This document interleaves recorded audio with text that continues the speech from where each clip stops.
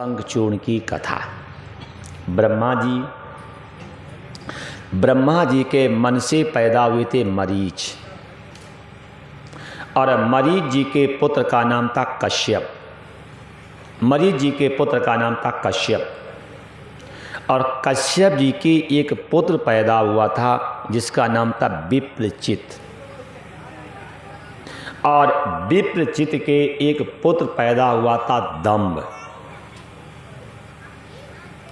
और दंभ ने अपने पिताजी विप्रचित को प्रणाम किया, और पिताजी को प्रणाम करके कहा कि हमें त्रिदेव में किसकी उपासना करनी चाहिए।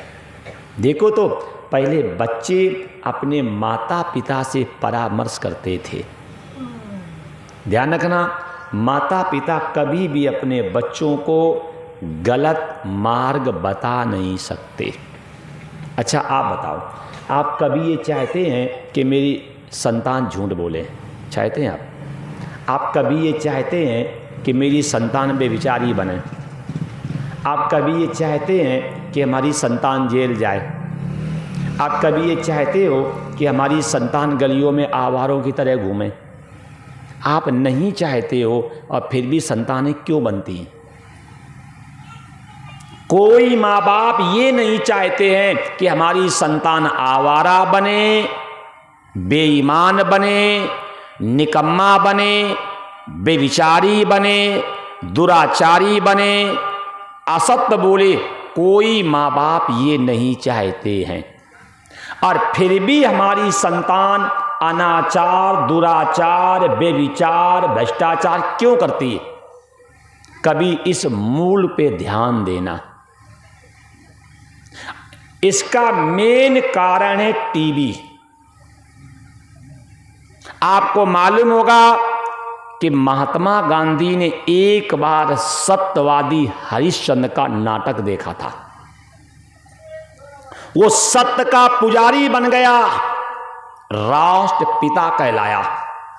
एक बार सत्यवादी हरिश्चंद्र का नाटक देखा था महात्मा गांधी ने, वो सत्य का पुजारी बन गया, राष्ट्रपिता कहलाया। और अगर हमारी संतान एक दिन में 5 घंटे टीवी या मोबाइल देखती है एक दिन में, और जब हमारी संतान 20 साल की होगी तो 70,000 मर्डर, अब 50,000 व्यभिचार के केस देखेगी, बताओ आपकी संतान क्या बनेगी? बोलो। जिसने एक बार सत्यवादी हरिश्चंद्र का नाटक देखा, वो सत्य का पुजारी बन गया। और आपकी संतान 20 साल में 70,000 मर्डर, अब 50,000 व्यभिचार के केस देखेगी, बोलो आपकी संतान क्या बनेगी? कल्पना करो। हमने टीवी से झूठ बोलने की नई नई कलाएं सीखी, हमने टीवी से भीषण व्यभिचार करना सीखा, हमने टीवी से फैशन सीखा, हमने टीवी से पराई माँ बेटी को भगाना सीखा, हमने टीवी से नई नई झूठ बोलने की कलाएं सीखी, और टीवी में कुछ अच्छा आता ही नहीं है। अगर टीवी में एक भी चीज आपको अच्छी लगे तो मुझे कल बताना। जितने समाचार आते सब झूठ आते हैं, करते हैं अनीत, अब बोलते हैं नीत। इसीलिए मैं कहता हूं कि थोड़े जग जाओ। हम संतान को नहीं चाहते, और फिर भी संतान क्यों बिगड़ रही? क्योंकि हम उसके मूल पे कभी ध्यान नहीं देते। ब्रह्मा जी के मरीच के कश्यप जी के विप्रचित, अब विप्रचित के पुत्र पैदा हुआ दंभ, और दंभ की पत्नी का नाम था भागवती। दंभ ने अपने पिताजी को प्रणाम किया, और अपने पिताजी को प्रणाम करके कहा कि हमें अजर और अमर होना है, हम किसकी उपासना करें? पिताजी ने कहा कि विष्णु भगवान की उपासना करोगे तो वो तुम्हें वरदान नहीं देंगे। विष्णु भगवान कभी भी राक्षसों को वरदान नहीं देते हैं। और भोले बाबा बोले वो मूडी है। क्या है? मूडी। आ जाए तो कहो एक ही दिन में वरदान दे दें, और स्वयं अगर समाधि में होंगे तो तुम्हें क्या देंगे। एक कथा आपको शायद याद होगी नहीं, मार्कंडेय पुराण की। जनक जी रोज भगवान शंकर की उपासना करते थे, और जनक जी जब उपासना करके चले जाते थे तब रावण आ पाता था। तो रावण के मन में ईर्ष्या हुई कि रात भरे की पूरी शक्ति और जनक जी लेकर के चले जाते हैं। आपके यहाँ आम या महुआ होते हैं, और जो सुबह सुबह जाएगा उसे आम ज़्यादा मिलेंगे, जो देर में जाएगा उसे ज़्यादा मिलेंगे। जो सुबह सुबह जाएगा तो रात भरे के चुए हुए आम उसे ज़्यादा मिलेंगे। तो रावण के मन में ईर्ष्या हो गई कि रात भरे की पूरी शक्ति और जनक जी ले जाते होंगे, क्योंकि हम लंका से आते हैं तो हमें आने में देरी हो जाती है। तो रावण वहीं बैठ गया कि अब शंकर जी को उठा करके हम ले जाएंगे लंका। अपना 10-5 दिन तपस्या की, शंकर जी प्रसन्न हो गए, बोले मांगो क्या चाहिए। रावण ने कहा दोगे? भगवान शंकर ने कहा हाँ। और रावण ने सोचा अगर हम ये कह दें कि आप मेरे यहाँ चलो, तभी करवा चौथ आएगा तब कहेंगे हमें छुट्टी दो, हम घर जा रहे हैं पत्नी के पास हैं। बुद्धिमान तो था ही। तो उसने मालूम क्या कहा? उसने कहा महाराज हमें पार्वती दे दो। क्यों? जहाँ पे पत्नी होगी और पति शाम को घूम फिर के वहीं पहुँचेगा।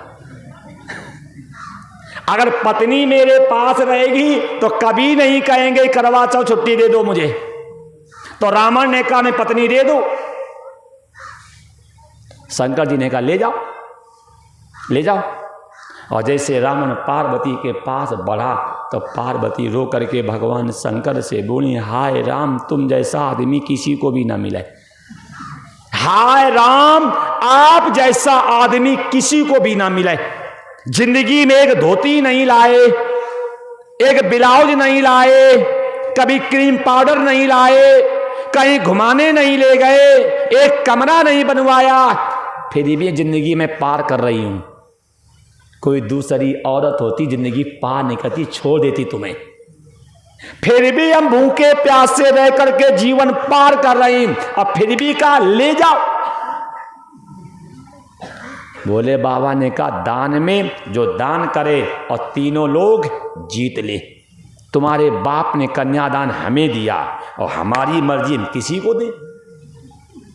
आपके पिता ने हमें दिया और हम किसी को दे, अधिकार तो मेरा। माता जी ने कहा भाई का बंटवारा कन्यादान एक बार होता है। माता जी ने भगवान शंकर से कहा कि भाई का बंटवारा और कन्यादान एक बार होता है। भगवान शंकर ने कहा हमारे दरबार में कई बार हो जाता है, हमारे दरबार में कई बार हो जाता है, जाइए। माता जी ने कहा मैं नहीं जाऊंगा। भोले बाबा ने कहा जा रही हूं कि घसीट के ले जाए तुम्हें। वो दान देने के बाद जो घर में रखता है तो दोष पड़ता है। और अब क्या होता है? बोले हमने गाय दे दी बेटी को दान में, और दूध अपना खुद दूध हो के पी रहे हैं। ये कौन सा तुम्हारा दान है भैया? दान देने के बाद उसका भोग करने से दाता को सदगति नहीं मिलती है। भगवान शंकर ने कहा जल्दी बाहर हो, और नहीं होगे तो घसीट के ले जाएगा। रावण ने क्या किया? पार्वती को उठा करके कंधे पे रख लिया और सीना तान करके दक्षिण की ओर जा रहा। माता जी रो करके भगवान विष्णु से कहती महाराज बचा लो, ऐसा पति किसी को भी ना मिले जिसने मेरी बिल्कुल भी कदर ना करी। और जैसे माता जी रोई हैं, रो करके भगवान विष्णु का स्मरण किया है, तो भगवान विष्णु एक ब्रह्मचारी का भेष बना करके रास्ते में आ गए। और जैसे भगवान विष्णु एक ब्रह्मचारी का भेष बना करके रास्ते में आए, तो विष्णु भगवान ने कहा लंकेश आज बड़ी प्रसन्न हूँ, क्या बात है? रावण ने कहा दिखता नहीं, ये कंधे पर पार्वती है, पार्वती इसलिए खुशी हूँ। विष्णु भगवान ने कहा ये दिया किसने?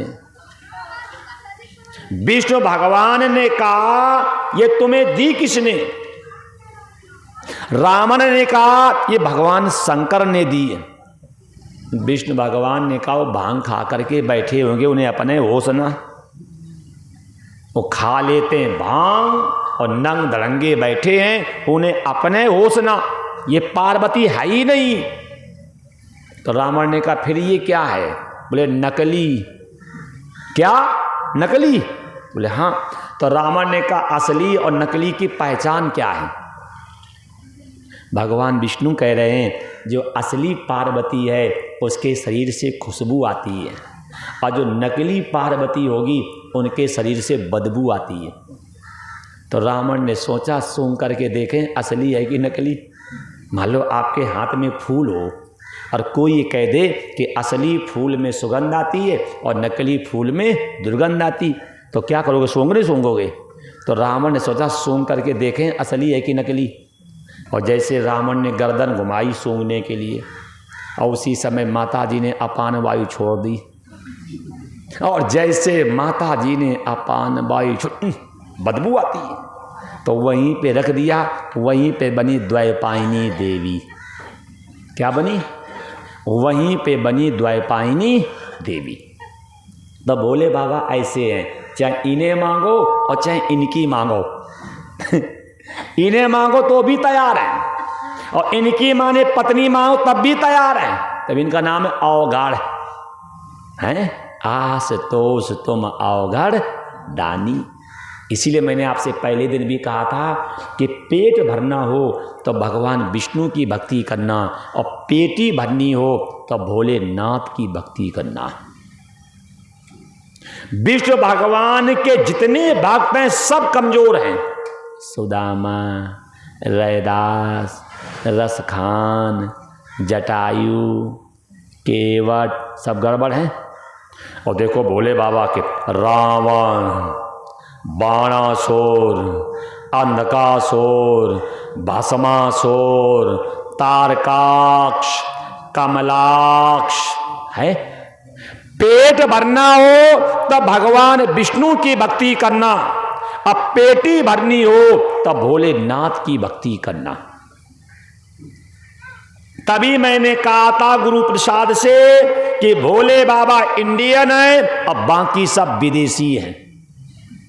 पेट भरना हो तो भगवान विष्णु को मनाना, अब पेटी भरनी हो तो भोलेनाथ को मनाना।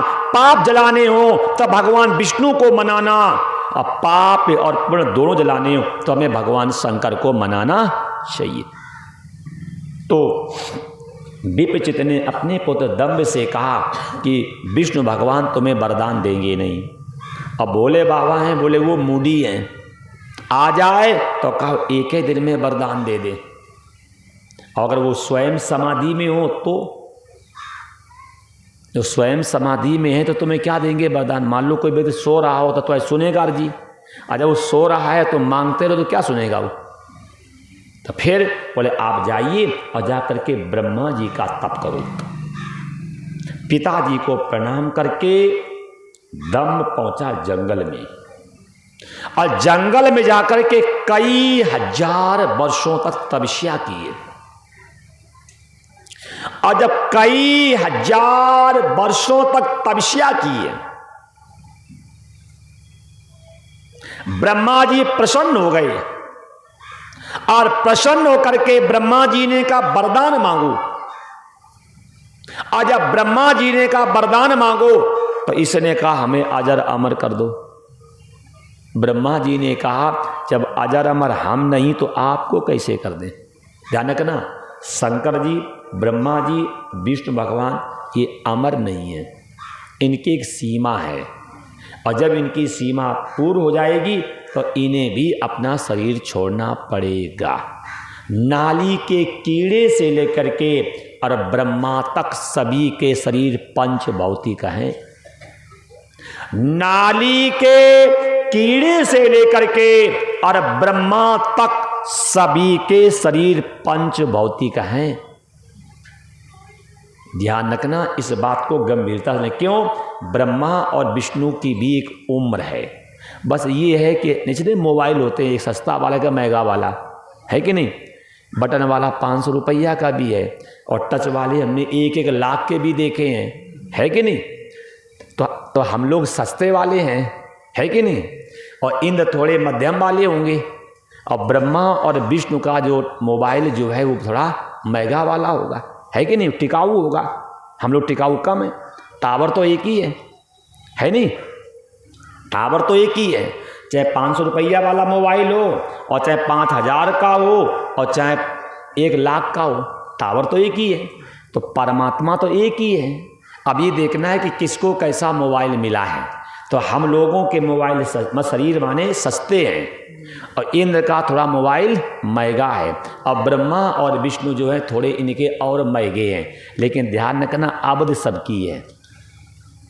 ब्रह्मा विष्णु महेश अजर अमर नहीं है।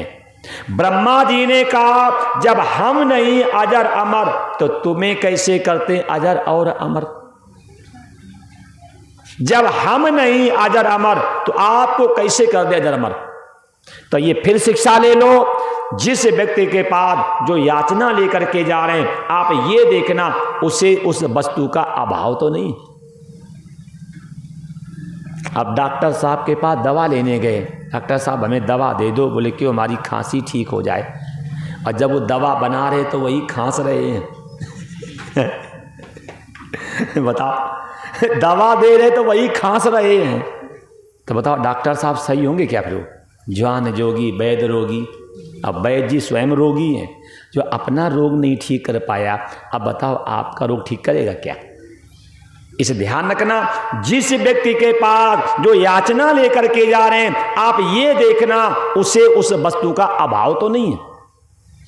ब्रह्मा जी ने कहा जब अजर अमर हम नहीं तो आपको कैसे कर दें। कोई दूसरा वरदान मांगो, हम देने को तैयार हैं, लेकिन अजर अमर नहीं करेंगे। ब्रह्मा जी ने जब मना कर दिया तो इसने कहा एक काम करिए, मेरे पुत्र पैदा हो और वो देवताओं द्वारा अजेय हो, देवता उसे जीत ना सके, अजेय हो। कह दिया तथास्तु। क्या कह दिया? तथास्तु। आप अजर अमर नहीं होंगे, लेकिन जो आपका पुत्र पैदा होगा वो देवताओं द्वारा अजेय होगा। ब्रह्मा जी को प्रणाम किया, वरदान को लेकर के शंख चूर्ण चल पड़ा। देखो शिक्षा लो, शिक्षा लो क्या कि पुत्र के ऊपर पिता के अरमान ज्यादा होते हैं। पिता चाहता है कि जो काम हम नहीं कर पाए वो काम हमारा पुत्र करके दिखा दे। तो हम लोग भी तो किसी के पुत्र हैं नहीं, तो हम लोगों का भी दायित्व बनता है कि अपने पिता के नाम को बढ़ाना है, डुबाना नहीं। 3 होते हैं, एक पुत्र, एक सुपुत्र और एक कुपुत्र। पुत्र कौन है? अगर पिताजी का नाम 10 गांव में है और 10 गांव में अगर नाम कामयाब रखे तो वो है पुत्र। और पिताजी का 10 गांव में प्रतिष्ठा है और हम पिताजी की प्रतिष्ठा को 10 गांव में धूमिल कर दें तो हम है कुपुत्र। और अगर पिताजी की प्रसिद्धि 10 गांव में है, हम अपने विद्या और अपने पौरुष से अगर प्रतिष्ठा 100 गांव में कर ले तो हम है सुपुत्र। तो ये देखना है कि हम पुत्र हैं कि कुपुत्र हैं और कि सुपुत्र हैं। तो हम तो यही कहते हैं अगर सुपुत्र ना बनना तो कुपुत्र भी मत बनना। अगर 100 गांव में प्रतिष्ठा कमा नहीं सकते हो तो कम से कम जितनी पिताजी की इज्जत थी कम से कम उतनी इज्जत तो बनी रखो, है कि नहीं। अगर सुपुत्र नहीं बन सकते हो तो हमें कुपुत्र भी बनने के लिए नहीं सोचना चाहिए। अगर मेरे पिताजी का आचरण सही है तो हमें पिताजी से अच्छा आचरण करना है। अगर अच्छा ना कर सको तो बुरा भी मत करना। नारायण। इसलिए शिक्षा ले लेना, क्योंकि हर पिता के अरमान होते हैं कि मेरा पुत्र जो हम नहीं कर पाए वो मेरा पुत्र करे। ब्रह्मा जी को प्रणाम करके आकाश मार्ग से जा रहा था और जब ये आकाश मार्ग से जा रहा था तो इसने क्या देखा नीचे कि सुंदर कोई कन्या तपस्या कर रही थी। एक कोई सुंदर कन्या थी, वो तपस्या कर रही थी।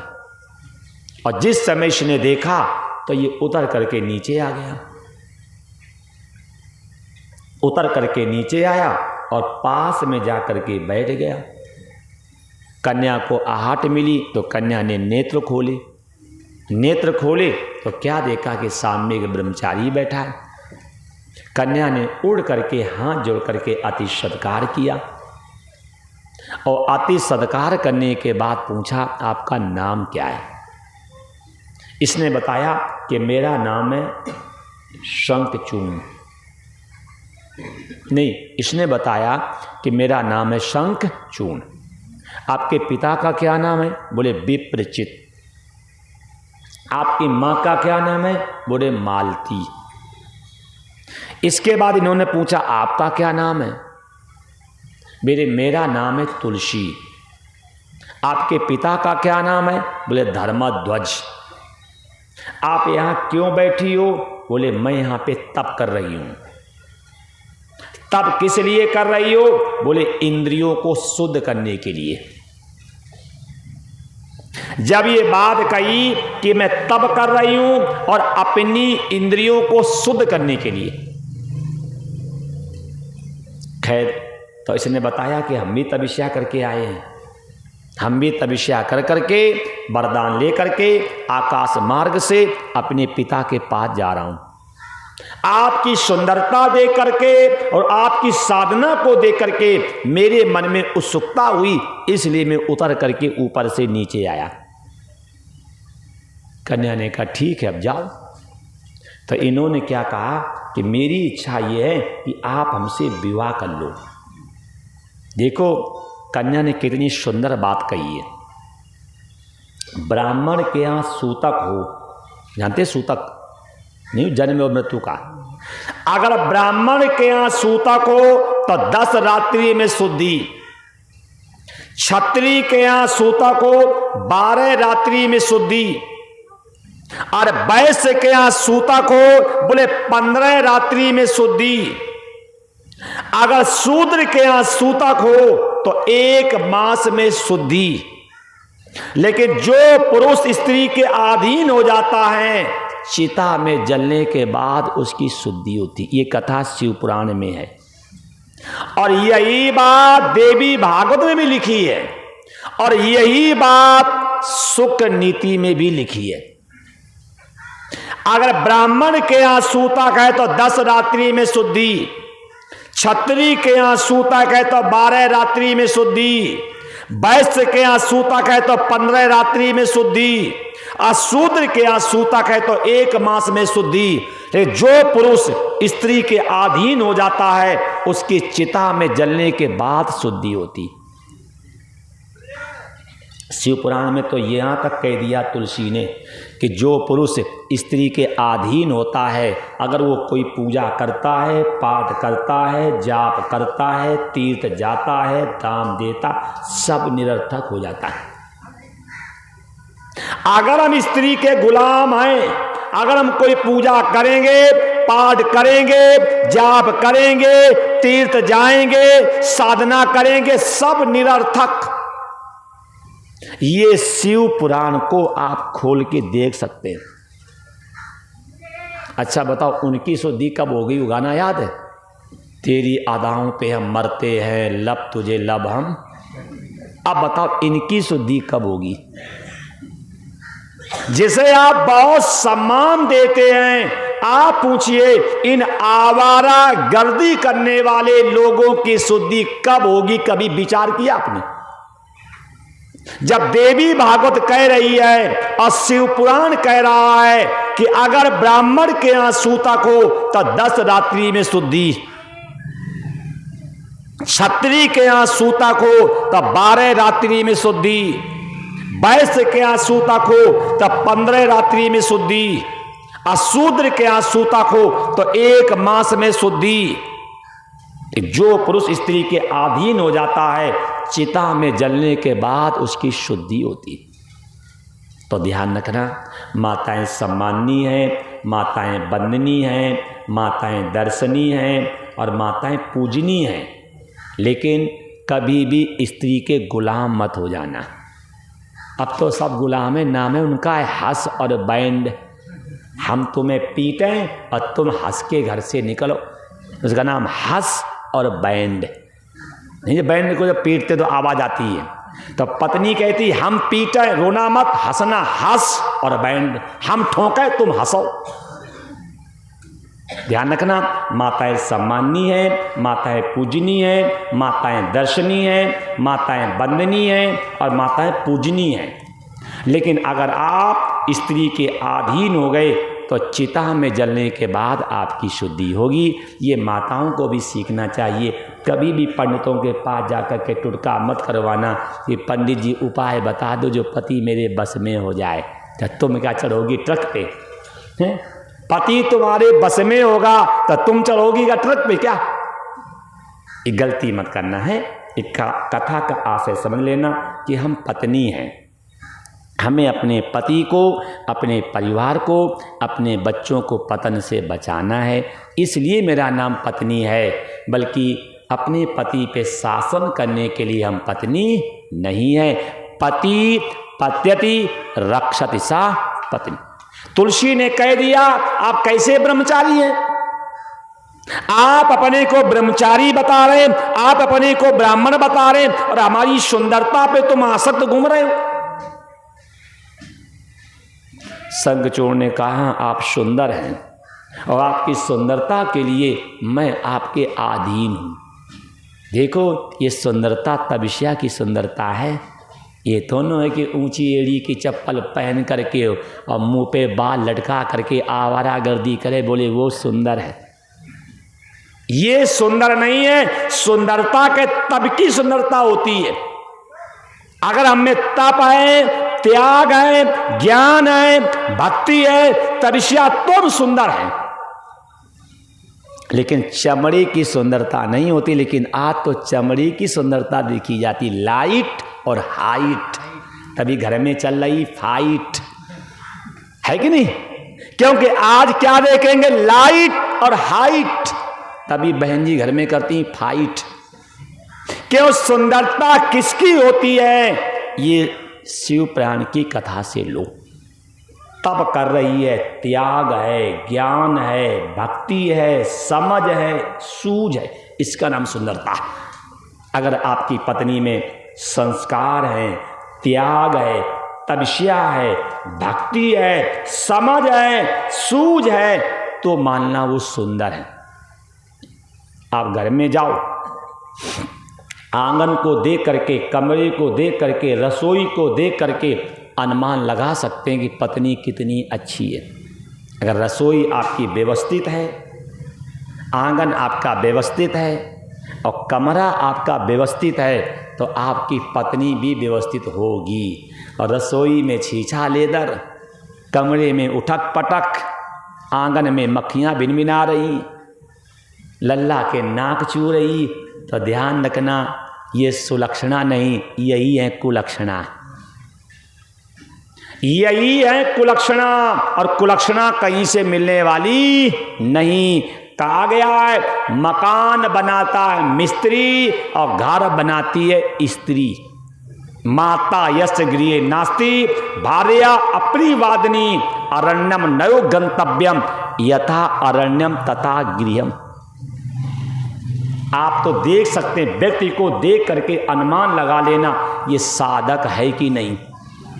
जैसे ये कपड़े जो हैं, ये कपड़े जो हैं ये आपकी इज्जत को बचाते नहीं जाते हैं। जब कपड़े आपकी इज्जत को बचाते हैं तो हमें कपड़ों का भी सम्मान करना चाहिए। अब जाएंगे तो कपड़े का उतार के फेंक दें, ये साधक नहीं। जब कपड़े आपकी इज्जत को बचाते हैं तो हमें कपड़ों की भी इज्जत करनी चाहिए। उतारो और उनको घड़ी कर करके टांगो। ये चप्पलें आपके पैरों की रक्षा करते हैं तब मेरा भी दायित्व बनता है कि हम चप्पलों का सम्मान करें। जब कपड़े आपकी रक्षा करते हैं तो हमारा दायित्व बनता है कि हमें भी सम्मान का मतलब सामान का सम्मान करना चाहिए। अब घर में गए, एक चप्पल उल्टी है तो एक काव सीधी रखी, तब बस ऐसे नहीं। माताएं जो भोजन बनाती हैं, जब भोजन बनाती हैं तो सभी चावल को दाप करके देखती हैं कि एक दो दाप के देखती हैं? हाँ जी, एक दो दापती होंगी, है कि नहीं? तो ऐसे आपके एक दो व्यवहार से ही मालूम हो जाएगा आप कितनी संस्कारित हो। अब हम करते नहीं हैं। आप लड़की को मेरे सामने से निकाल दो और कितने गहरे पानी में है आप हमसे पूछ लो। लड़की को मेरे सामने से निकाल दो और वो कितने गहरे पानी में है हम आपको बता देंगे। मुंह देखने की आवश्यकता ही नहीं पड़ेगी। देवी भागवत में लिखा है, अगर कन्या निकल जाए और पैर के नीचे बतासा पड़े और बतासा न टूटे, ये उत्तम स्त्री का लक्षण है। और अब जब देखने जाओ तब बतासा नहीं टूटेगा। और डीजे पे का डीजे तोड़ दें। और आप लोगों में सबसे बड़ी कमी है, कभी भी शादी की वीडियो रील मत बनवाना, कभी भी। जब लड़की को देखने जाओ,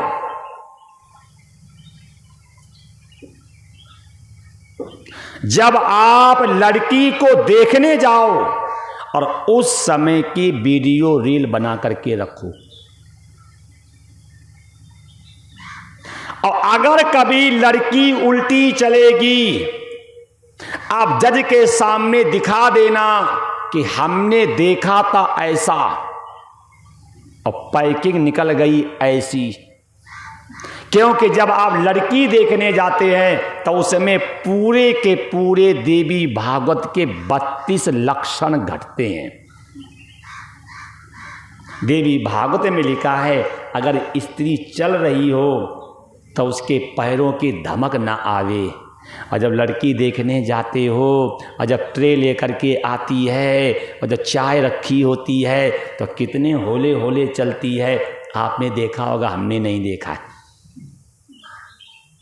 देवी भागवत में लिखा है, अगर कन्या बोल रही हो और बगल वाला व्यक्ति सुन ना पावे, ये उत्तम स्त्री का लक्षण है।